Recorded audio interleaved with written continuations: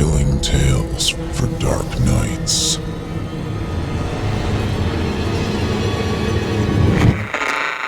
Want to make sure you never miss a Chilling Tales for Dark Nights video again?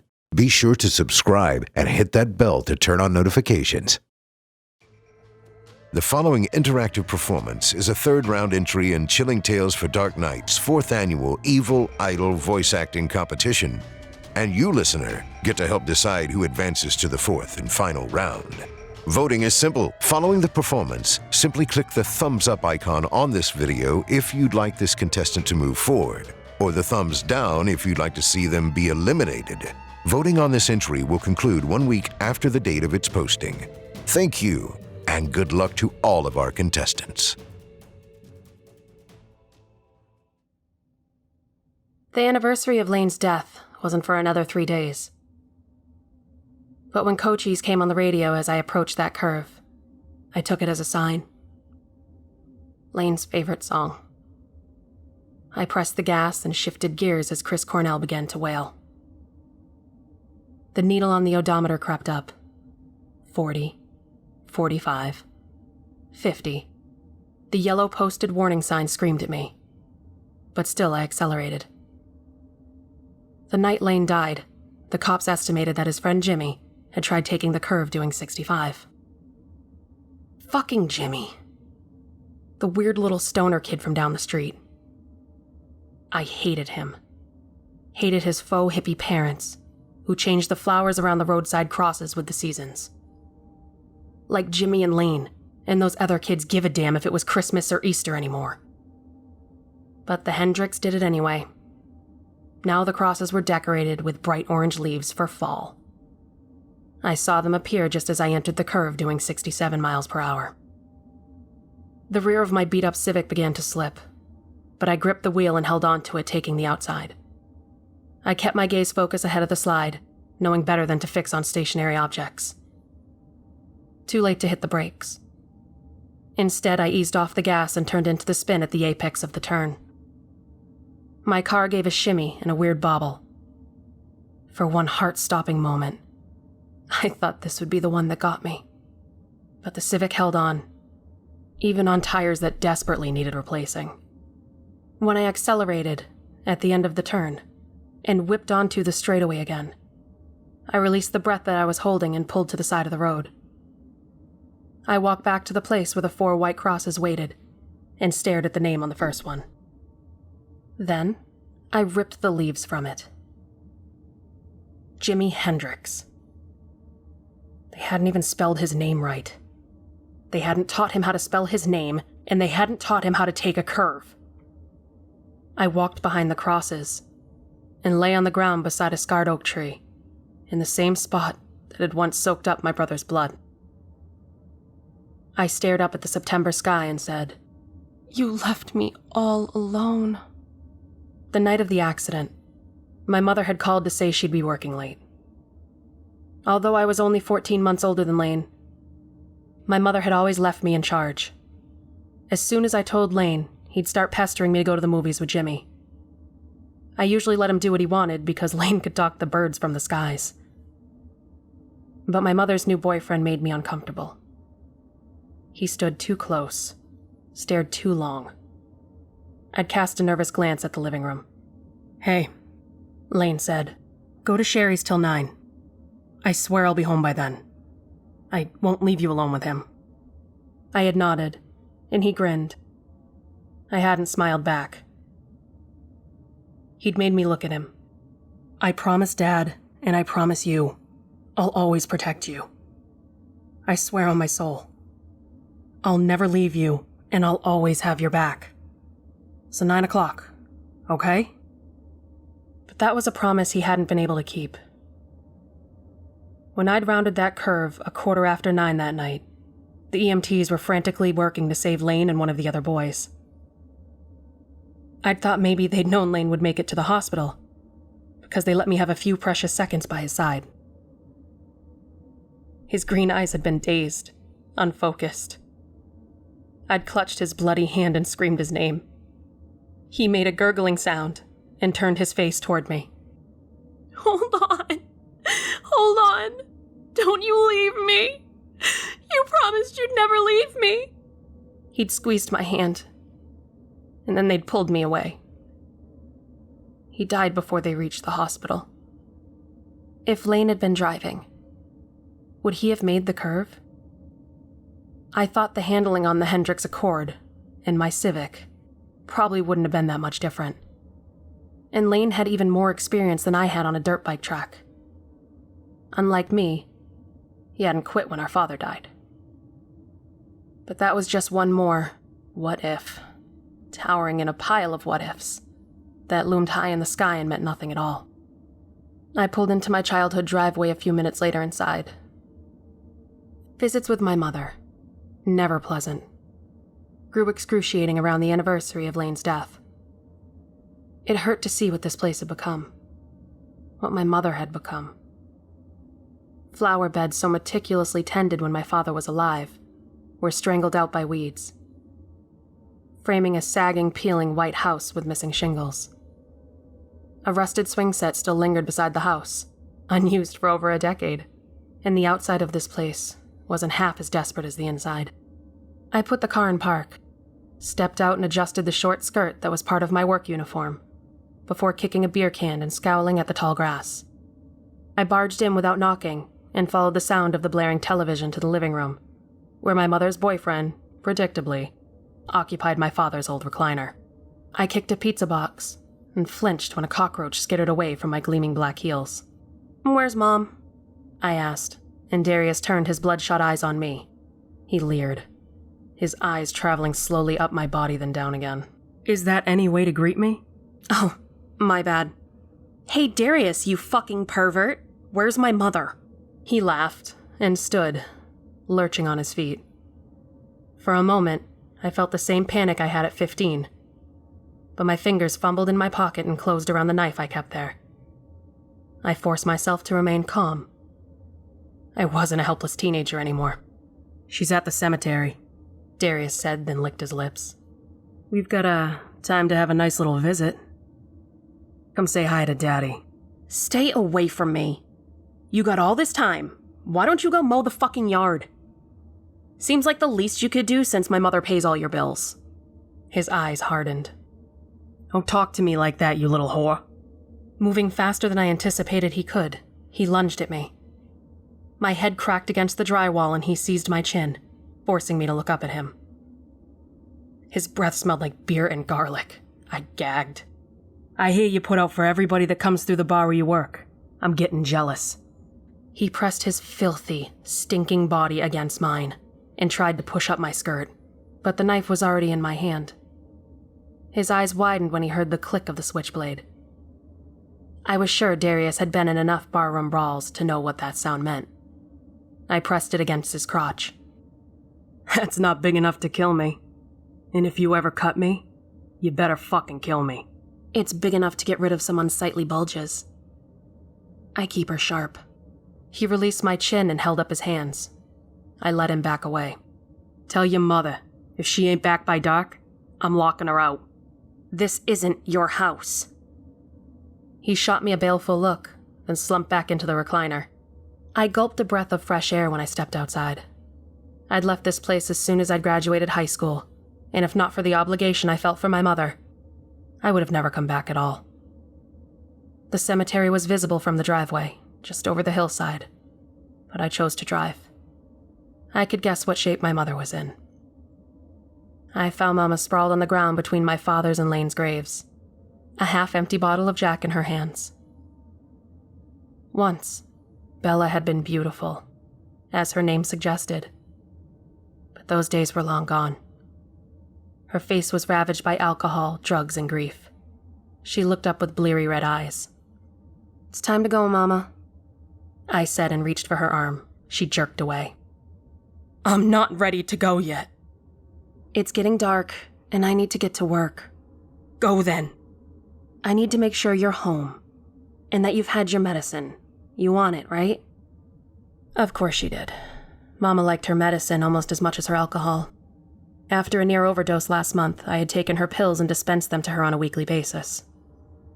It really needed to be on a daily basis, but I couldn't stand the thought of making this trip every day.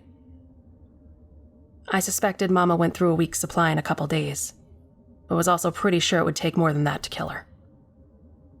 Mama allowed me to help her up.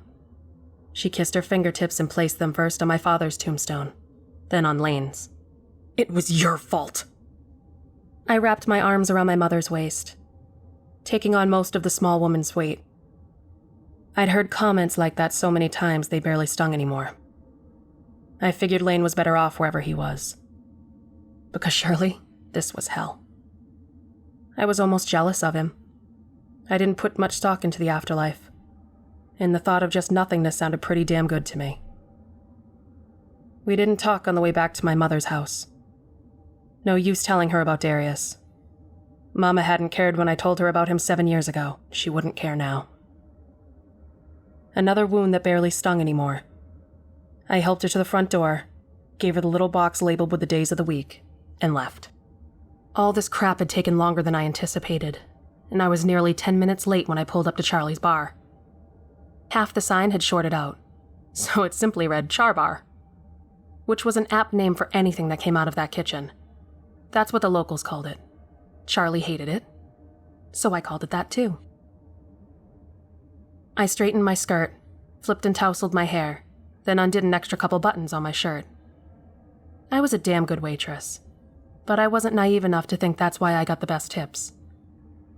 When you leave home at 17, you learn to play the game to survive. Brody looked up from the bar when I walked in and gave me one of his perfect dazzling smiles. He was a college kid making a little extra cash while he finished up the school year. Maybe not as spoiled as most of the ones who came through. He actually worked, but a rich boy just the same. He'd be gone before the ink dried on his diploma. The bar was a weird mix of college kids, locals, and stragglers off of Interstate 24. They segregated themselves in odd little clumps. I edged past a rowdy group of bikers and headed toward the bar. Brody placed a bag of lemons on the bar and said loudly, "Thanks for picking these up. Sorry I made you late." "No problem," I said, taking his cue. Charlie came around the corner. He looked at me, the bag of lemons, and finally Brody. "Tell Jacobs, if he can't get the order right, I'll take my business elsewhere." Brody tapped a salute off his forehead, and Charlie frowned. But he disappeared back into the kitchen without another word. "Thanks," I said, and he smiled again. He really was handsome. I liked the way his blue eyes crinkled in the corners when he grinned. But we were so different. I wasn't even sure we'd count as the same species. "You've got even tables.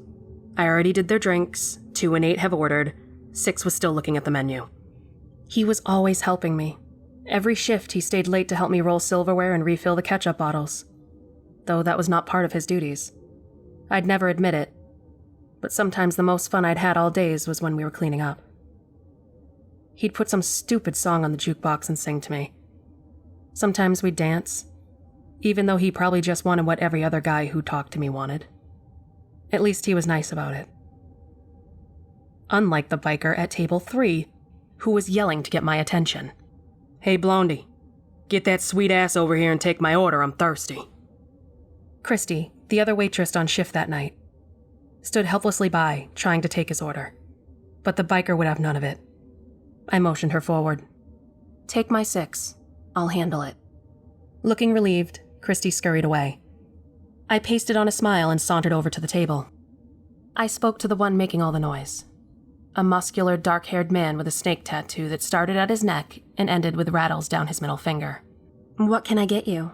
He leaned back in his chair and gave me an appreciative smile, fishing his wallet from his pocket by the chain attached to his belt loop. He withdrew 2 $100 bills and placed them beneath the salt shaker. "2 buckets of Bud to start. One of these is for the tab. One is for you if you don't let us run dry till that 100 is gone. Understand, sweet thing?" "Sure thing, honey," I drawled, and his grin widened. As I walked away, I heard him tell his buddies, "Tell me that ain't the best ass in Tennessee." I rolled my eyes and made a face at Brody, who stood tense at the bar watching the exchange. 2 buckets of Budweiser. "Avery, that's not your table. You don't have to serve those guys." "I can take care of myself, Brody." He frowned, but turned to fix the buckets without another word. Sweet of him to worry, but unnecessary. Plus, that tip would be great, considering rent was due this week. I might be able to actually eat something that didn't come from the char bar. When I returned to the table, I noticed a cell number scrawled on one of the bills. I resisted the urge to roll my eyes again, and instead, engaged in some banter with them. When I walked away, Rattlesnake slapped my ass. Out of the corner of my eye, I saw Brody start to come around the bar, and I hurried to head him off. I said I can take care of myself. Do not go over there. His blue eyes flashed. Avery, you're not a piece of meat. He has no right to touch you. I don't mind. He scowled and threw a dish towel behind the bar. Maybe you should. Yeah, maybe I should. Maybe I should do a lot of things. But these days, it was hard to feel much of anything. Finally, the bikers left and the crowd thinned. After I took table 4 their check, I stepped outside to smoke. When I heard the back door creak open a moment later, I flicked my ashes and said, If I just fuck you, will you stop following me around like some damn dog? Brody sighed, leaned back against the wall and squinted at me. I clutched the shoulders of the man who labored over me. His snake tattoo looked even more sinister, covered in a fine sheen of sweat. That wasn't what I was thinking about. Wasn't even thinking about him. Sex was just a release for me. There were never any feelings attached. Maybe that's why Brody's words troubled me so much. I closed my eyes and remembered what he'd said. Geez, Avery. Why are you such a hard ass? Maybe I just care about you. You don't know anything about me. I want to. One chance. Let me take you out on a date. A date? I nearly snorted again. I hadn't been on a real date since high school. One-night stands with strangers hardly counted. Brody had no idea. Why would you want to date me? He gave me that crooked grin and shrugged. I don't know, because sometimes you forget to be an asshole? I laughed in spite of myself. I think you're afraid of me. I think you know I'd be good to you. And you don't know how to handle that. I'm not relationship material. I took another drag of my cigarette. You could be. With me. I stubbed my cigarette out and gave him a patient smile. You think we're alike. We're not. I pointed through the window at a group of roughnecks. I'm like them. White trash, going nowhere. Then I pointed to a group of giggling college girls waiting around the bar for Brody's return. And you're one of them. You'll leave here after you graduate. Marry a girl like that named Mallory or Ashley or Tiffany. And forget about this little dive bar you were working in during college. You'll forget about me. I don't mean anything to anyone. You're wrong. You mean something to me. The biker collapsed on top of me, and I sighed. Glad he was finally finished. I'd hoped he could take my mind off things. But now I regretted even coming to this motel room. He rolled onto his back, and I lay there thinking, waiting until I thought he'd dozed off. Then I eased away from him and fumbled with my clothes in the dark. His hand shot out and grabbed me, pulling me back. Where you think you're going? I need to get home. I tried to pull away. Oh no, we ain't finished yet, darling. Just taking a breather. I'm finished. Let me up. In the dark, I didn't see the fist swinging around at me. He clocked me in the side of the face and I fell back, stunned. His hands closed around my throat, and I kicked and flailed at him, but he was so strong. My last thought before I lost consciousness wasn't of Lane, but of Brody. Of how disappointed he'd be when they found my naked, battered body in some cheap motel room tomorrow. I tried to tell him. I was no good. Guess he'd finally see that. I woke up on my stomach. My cheek pressed against stiff white sheets. It took me a moment to remember where I was. I was smart enough not to move until I got my bearings. I hurt. I hurt all over. Especially my throat. What had he done to me? I needed to cough. My throat burned. Tickled. My eyes watered, and I didn't know how long I'd be able to suppress it. I heard his labored breathing beside me. Sounded like he was out. I didn't dare turn my head. Instead, I strained to see the dim room, looking for a weapon. He'd left the bathroom light on. I saw the contents of my purse strewn on the worn carpet. My wallet gaped open. Empty. Motherfucker! I gritted my teeth and made a push toward the edge of the bed. I paused, but detected no change in his breathing. I forced myself up on shaky legs and fumbled on my clothes. Stuffing my things back into my purse, I realized my money wasn't the only thing missing. So was my knife. The smart thing would have been to slip out the door and run. But I needed my money. Not just the $100 tip, but the other $170 he'd taken from my wallet. I crept to his side of the bed and unplugged the lamp. When I tried to lift it, I found it was bolted to the table. So I unplugged the phone instead.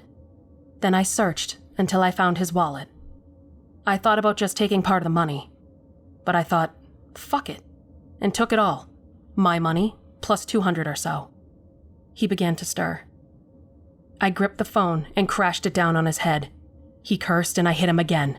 Then I ran. The morning sunlight nearly blinded me, and for one terrifying moment, I couldn't find my keys. Please, please, please, I gasped, fumbling in my purse. There they were. I jumped in my car, still watching the motel door, but it never opened. I didn't kill him, I thought. Surely I didn't kill him. I was nearly a mile away when I caught my reflection in the rearview mirror. Blood splattered on my face, I hadn't even felt it. Oh God, I said, and fumbled into my glove compartment for napkins.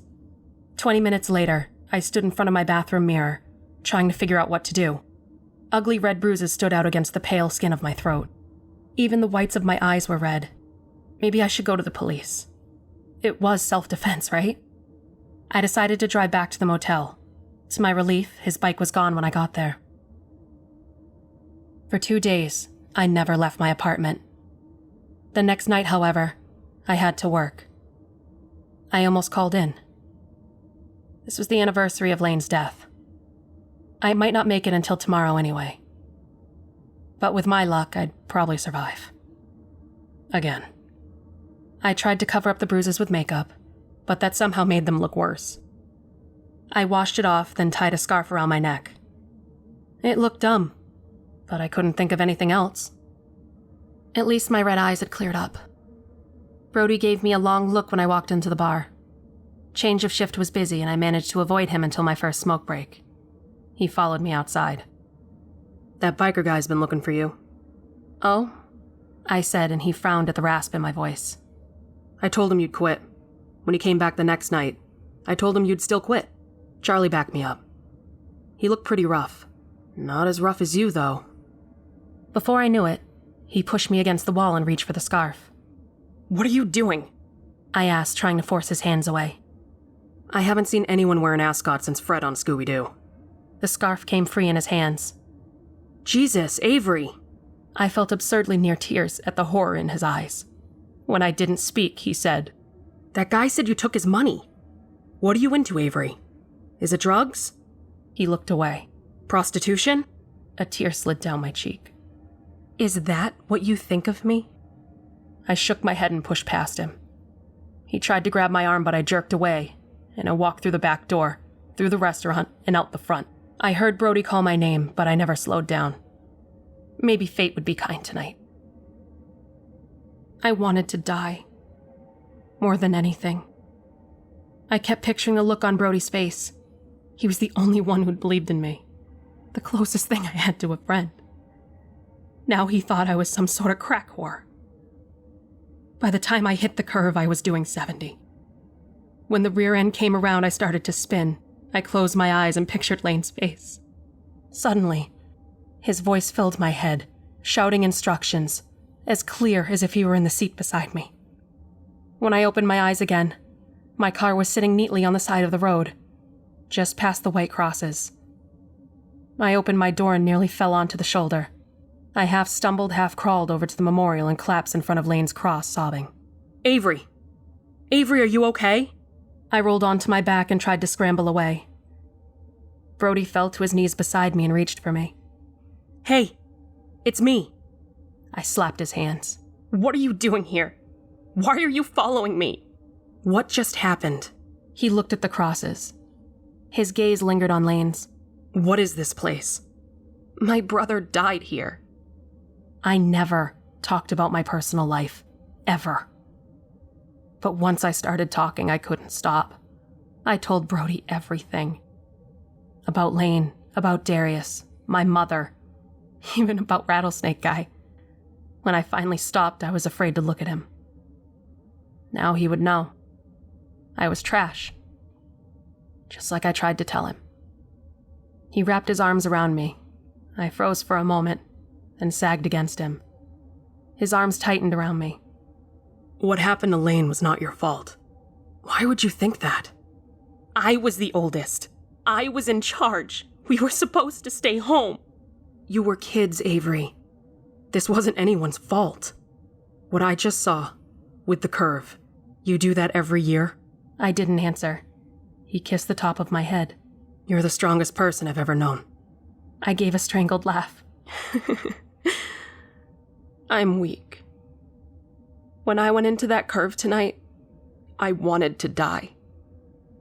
I'm so alone, Brody. He gave me a fierce hug. You are not alone. Not anymore. Let's get out of here, okay? We're going back to my place. I wasn't sure what showed on my face, but he shook his head. Not for that. I'm not letting you stay alone tonight. He stood and reached to help me up. I took his hand. He smiled and hauled me to my feet. I brushed a kiss on my fingertips and pressed it to Lane's cross, then slid under the arm Brody offered. His place wasn't much bigger than mine, though his furniture was better. I'd muddied my clothes, so he found me one of his shirts and a pair of drawstring shorts to put on. We talked for hours about my family, about his. I learned that money didn't necessarily buy a happy childhood. Even when there was nothing left to say, I felt comfortable. Safe. I hadn't felt that in years. I fell asleep with my head on his shoulder. I woke up sometime later, lying on the couch. Brody lay beside me, spooning my back, his arms around me. When I stirred, he mumbled, "Don't go." Lying there, wrapped in the heat of his body, breathing in his scent, I didn't want to go. I twisted around and kissed him. He kissed me back, rolling on top of me. But when I reached to tug his shirt over his head, he stopped me. "Avery, please. I want this." He led me to his bedroom. That night, I broke one of my rules. I didn't leave. I woke the next morning and reached for him. His side of the bed was empty. I snagged a t-shirt off the floor and went to search for him. I found him in front of the stove, singing and dancing in his boxers, making breakfast. I pressed my fingertips to my lips but failed to suppress my smile. Apparently, he didn't hear my approach. I witnessed a rather inspired performance of Prince's song, Kiss. I laughed, feeling happy for the first time in a long time. He whirled but didn't seem embarrassed. He placed a plate of pancakes on the table and seized me, dancing me around his tiny kitchen. "Good morning, beautiful." "Good morning." I glanced at the plates of food covering the kitchen table and raised an eyebrow. "You having company over?" Ha ha. Sunlight streaming through his kitchen window made his eyes look blue and bright as the June sky. "Baby, I am hungry." He winked at me and said, "And maybe I wanted to impress you a little." I grinned and draped my arms around his neck. "Oh, I'm impressed. Mostly that you have this much food in your house, considering we both work at the same place. Well, maybe we used to. I guess maybe we're fired?" "I took care of it. I talked to Charlie, told him you had an emergency and it's all good. We have tonight off, too." "What? Charlie hates me." "No, he doesn't. You never miss work. Besides, how would he replace both of us?" "You're amazing." He smiled.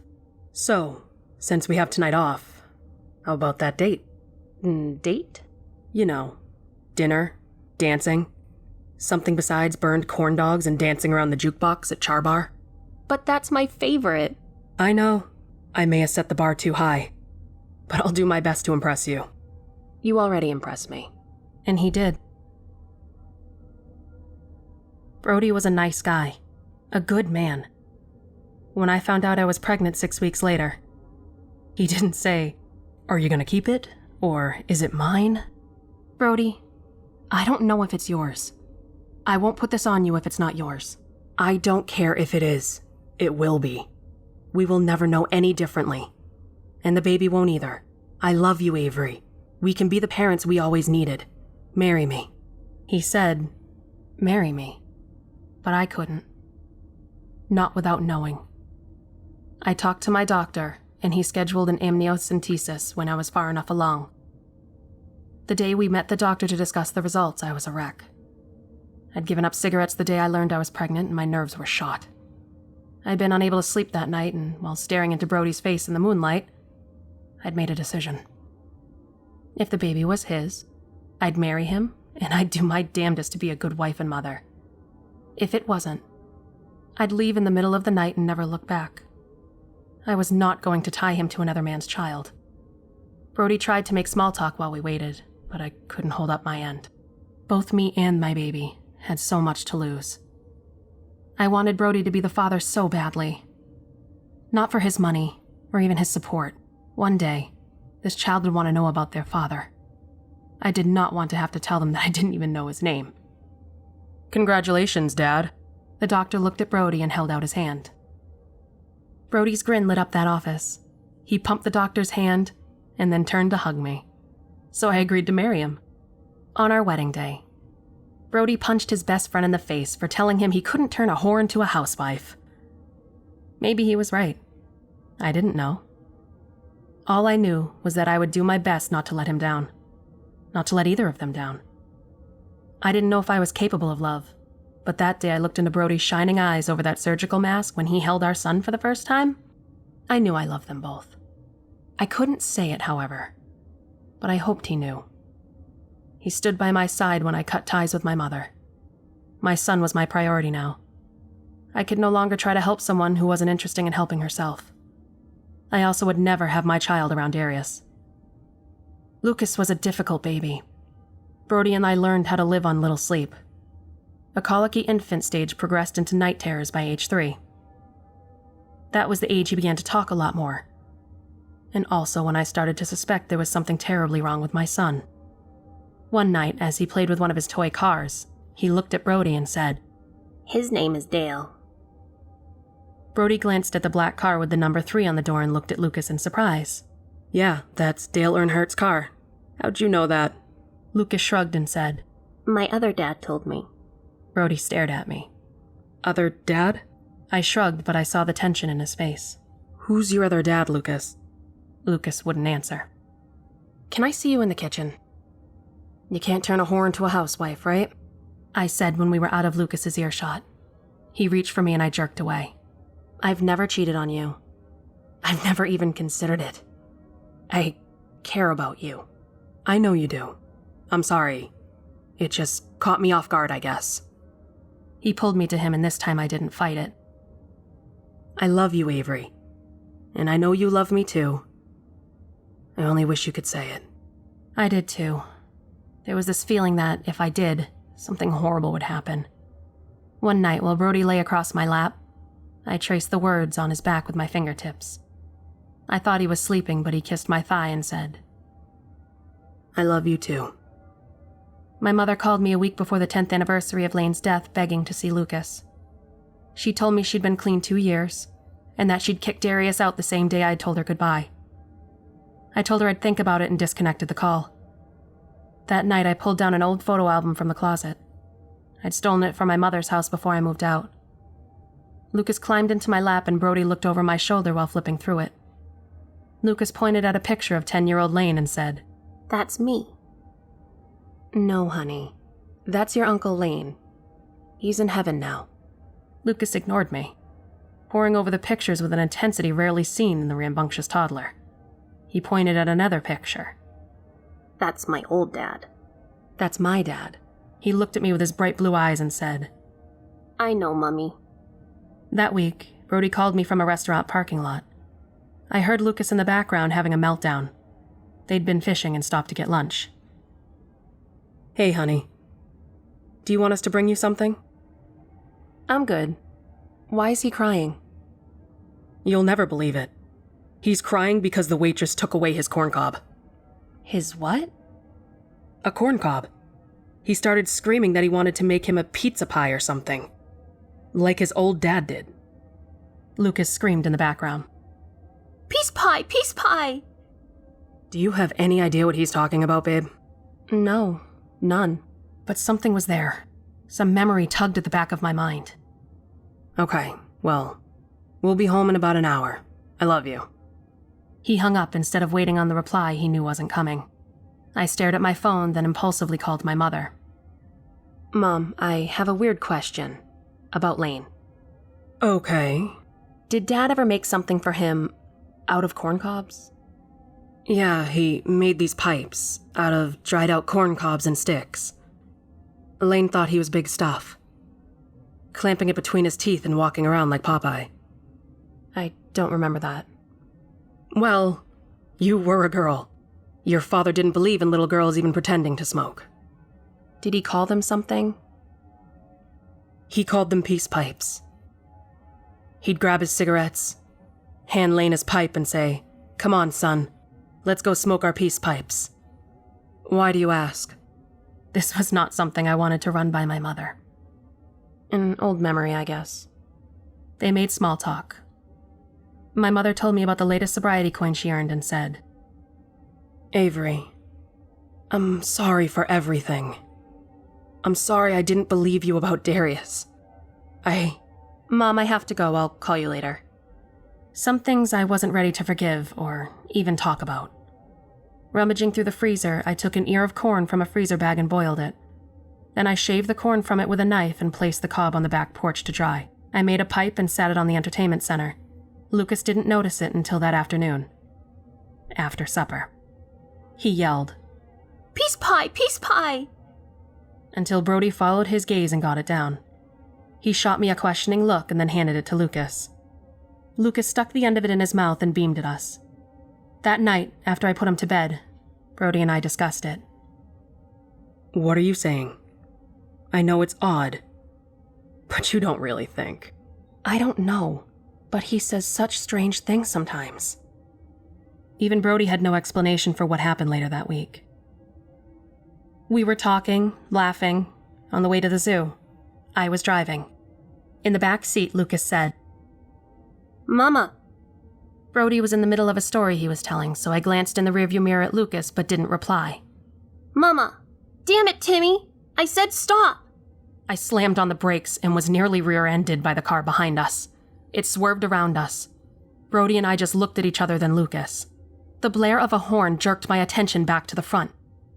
I looked up just in time to see the car that passed us sail through a green light and get T-boned by a semi. Metal screamed. The semi carried the little red car through the stoplight and crashed into a pickup on the other side.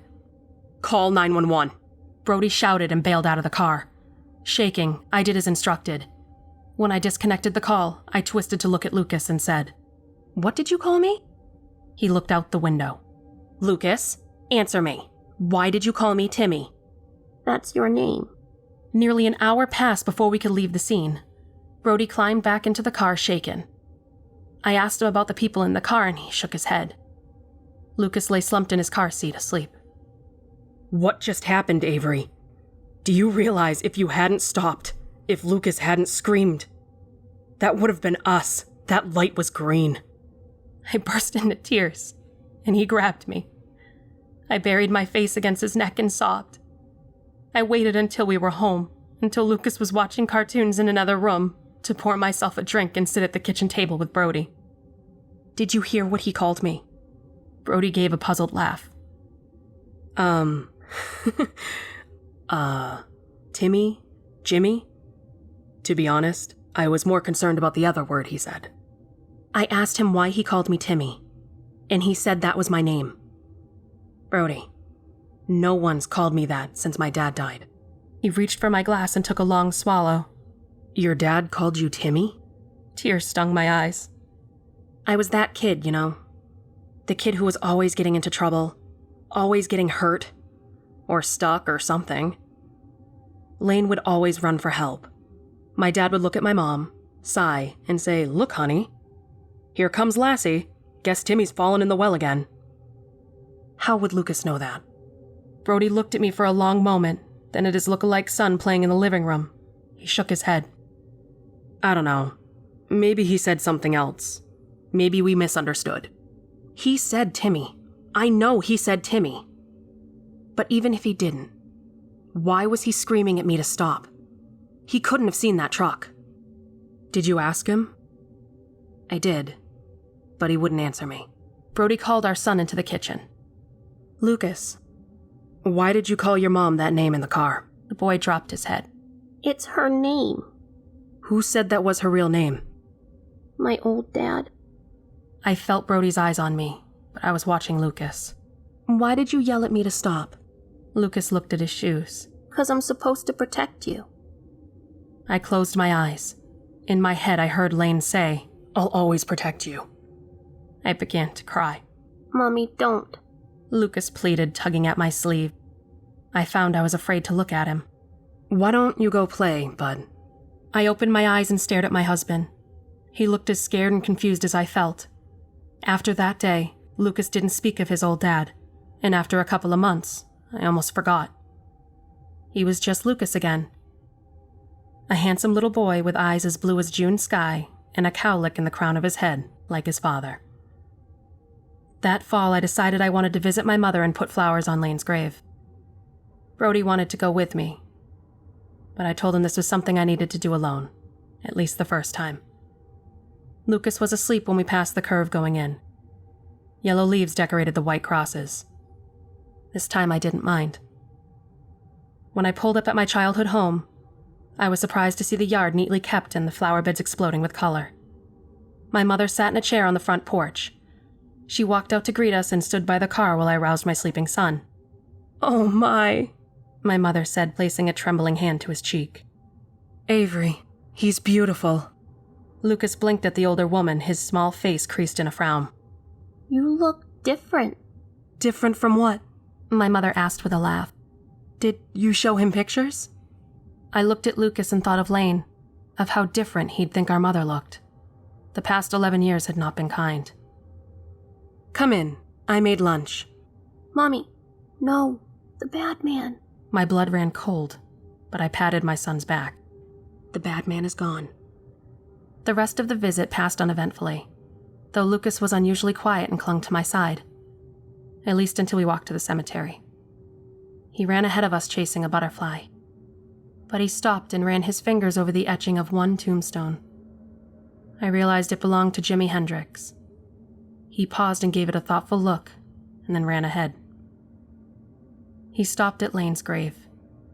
My mother shot me a surprised look, but I ignored her. Lucas played around the tombstones for a while, but he grew increasingly agitated and whiny. Mom, I need to go, I said finally. On the way out, Lucas began to cry as we approached the curve. Timmy, stop. Without hesitation, I pulled over. I unbuckled my seatbelt, then extracted Lucas from the car seat. Hand in hand, we walked over to the row of crosses. Lucas sat on the ground in the spot where I had watched my brother take his last breath.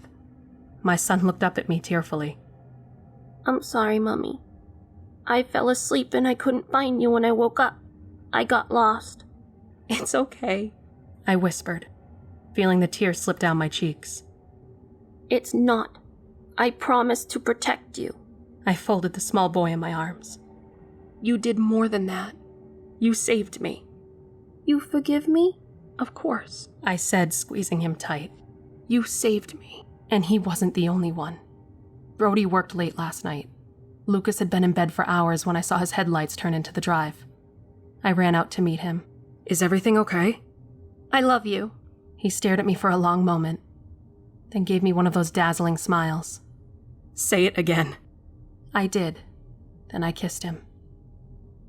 Lucas's night terrors stopped after that night, and he never mentioned his old life again. I hope Lane had somehow found peace, 'cause at last, I had. Thank you for listening. I'm your host, Steve Taylor, reminding you that if you haven't already, don't forget to cast your vote for this contestant via either a thumbs up or a thumbs down vote. New entries will be posted throughout the month. Be sure to tune in and vote for each of them and help decide who becomes the next evil idol. Until next time, turn off the lights and turn on the dark.